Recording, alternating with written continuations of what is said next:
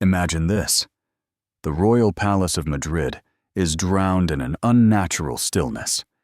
It's the night of September 29th, 1803. In one of its grand, dimly lit chambers, a man lies motionless. The glow of candlelight dances across his bloated, feverish face.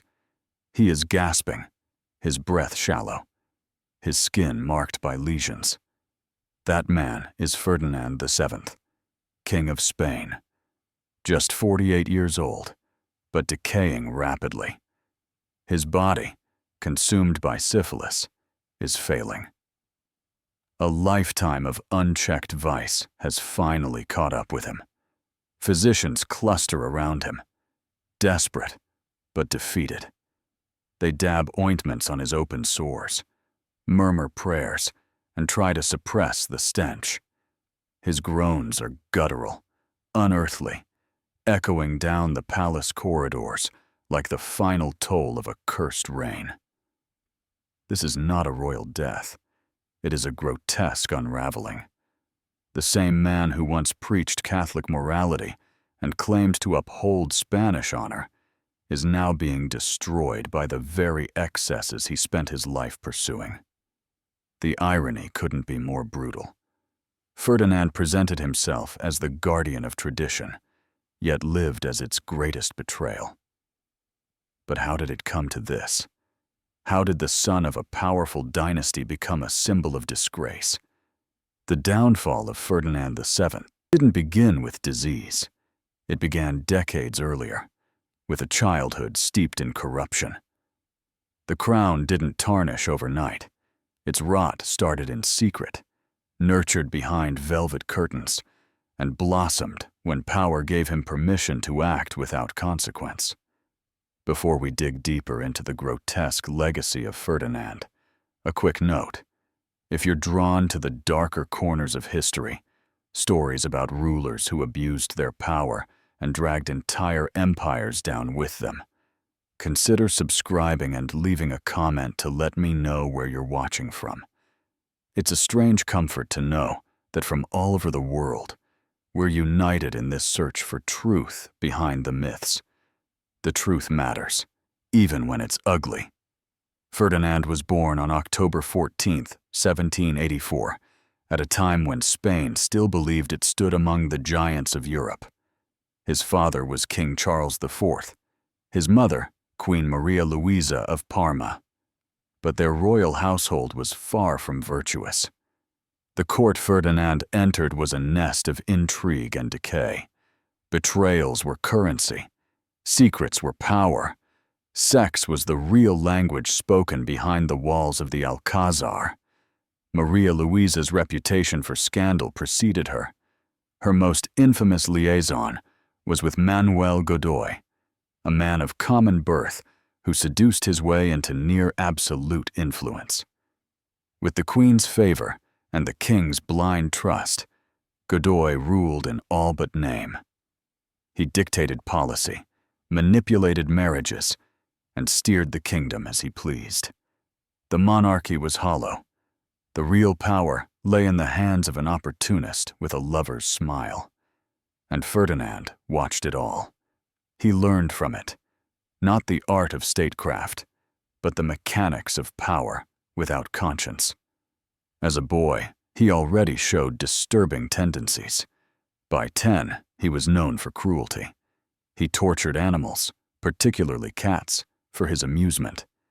He took pleasure in degrading the palace servants, forcing them into humiliating performances.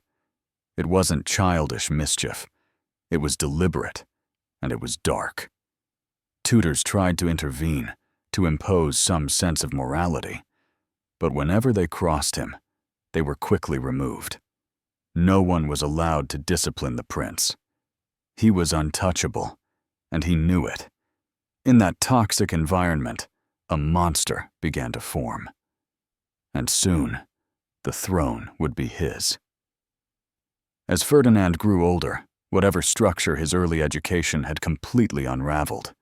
While other European heirs were immersed in studies of philosophy, diplomacy, and foreign languages, Ferdinand rejected everything. He dismissed the arts, mocked literature, and had no interest in politics, history, or economics. He wasn't just indifferent, he was proudly ignorant. The only thing that truly fascinated him was control. He spent his time hiding in shadows, quite literally. He ordered peepholes to be carved into the palace walls so he could spy on courtiers during their most private moments, bathing, dressing, even during intimate encounters. It wasn't curiosity, it was obsession. His pleasure came not from learning, but from watching others without their knowledge, feeding a growing hunger for power over bodies, over dignity, over fear. At the age of 18, he was married to his cousin, Maria Antonia of Naples. The marriage was intended to civilize him, to provide structure, purpose, and, perhaps, a moral compass. Instead, it revealed the full extent of his darkness. Behind the gilded curtains of the palace, Ferdinand inflicted deep emotional and physical harm on his wife. Confidential court documents, buried for decades, record a pattern of humiliation and psychological abuse that shocked even the hardened officials of the time. Maria Antonia, raised in a refined and religious environment, was utterly unprepared for what awaited her. Her spirit slowly disintegrated. She retreated from public life, avoided her husband as much as possible, and eventually lived in near complete isolation. But Ferdinand's appetite for control only escalated. Empowered by his title and the untouchability that came with it, he turned his gaze to other women in the court. He began exploiting his royal authority to coerce them, ladies-in-waiting, noblewomen, even the daughters of his own ministers. He threatened ruin for their families unless they submitted. What began as private depravity became a system of institutional terror. These were not isolated abuses. They became the norm, protected by silence, tradition, and fear. Women whispered warnings in corridors. Servants learned to look away. Ministers remained quiet to preserve their positions. In Ferdinand's court, justice was suffocated, and honor had no meaning. The Spanish crown, once a sacred symbol of empire, faith, and national identity, was reduced to an empty mask worn by a man who ruled not with wisdom or vision, but through threats, extortion, and cruelty. One of Ferdinand's most twisted fixations was seducing married women. For him, it wasn't about desire, it was conquest. Each affair wasn't merely a betrayal, it was a demonstration of dominance. By sleeping with a man's wife, he humiliated him, asserted superiority, and ensured obedience. Many husbands, terrified of losing royal favor, turned a blind eye to the abuse of their spouses. In 1806, Maria Antonia died at just 21 years old. The official cause was tuberculosis, but few believed it. Palace physicians spoke in hushed tones of signs that didn't match the diagnosis, of a body worn down by more than just illness. Some suspected poison. Others believed she had simply given up, the weight of her suffering too much to bear. Ferdinand's reaction only deepened the suspicions. He didn't mourn. He didn't even pretend to. Instead, he shrugged it off, joking that he was now free to seek more interesting pleasures. Then came 1808. Napoleon's armies marched into Spain. The empire teetered. It was a time that demanded leadership and unity. But Ferdinand saw only opportunity. During the uprising at Aranjuez, which forced his father Charles IV to abdicate, he stepped forward to claim the throne. The people hoped for a savior. What they got was a coward. Instead of leading a resistance against the French, Ferdinand secretly negotiated with Napoleon, offering the fate of Spain in exchange for personal security and power. At the infamous meeting in Bayonne, his true character was laid bare. French observers reported that Ferdinand, far from acting like a monarch, groveled before the emperor. He was willing to promise anything, concede everything, so long as his own comforts were protected. Even Napoleon, who had met plenty of weak kings, was astonished by Ferdinand's lack of dignity. Later, he remarked that never in his life had he encountered anyone so vile who wore a crown. The man Spain had hoped would defend, it had, in the end, sold it out. Not for gold, not for glory, but for cowardice. During his forced exile at the Château de Valençay, Ferdinand was anything but a prisoner. While his country bled under occupation, he lived in comfort, cloaked in luxury, pampered by servants, and entirely maintained at Napoleon's expense. He showed no concern for Spain's suffering. Instead, he immersed himself in indulgence. He seduced French staff, organized orgies with fellow Spanish exiles, and contracted his first venereal disease from a local prostitute. Intercepted letters revealed a disturbing pattern. Constant demands for new women, and not a single mention of his people's misery. When he returned to Spain in 1814, hope briefly flickered. The people expected change, a new beginning after years of foreign domination. But Ferdinand brought back only tyranny. One of his first moves was to reinstate the Inquisition, not from religious devotion, but because it offered him unchecked power. Through its tribunals, he could silence enemies, extort noble families, and coerce women. Accusations of heresy became weapons, threats he used to extract sexual compliance in exchange for forgiveness. In 1816, Ferdinand married again. His second wife, Isabella of Braganza, was just 19, a Portuguese princess traded by her family to secure an alliance. Ferdinand, now 32 and deeply entrenched in perversion, treated her even worse than his first wife. The royal court, already decaying, sank further into moral ruin. Under his rule, government became transactional. Power and influence were awarded not to the capable, but to those who offered up their female relatives to the king. The palace turned into a gilded brothel. Officially, women held titles like lady-in-waiting. In truth, they were there to serve Ferdinand's insatiable appetites.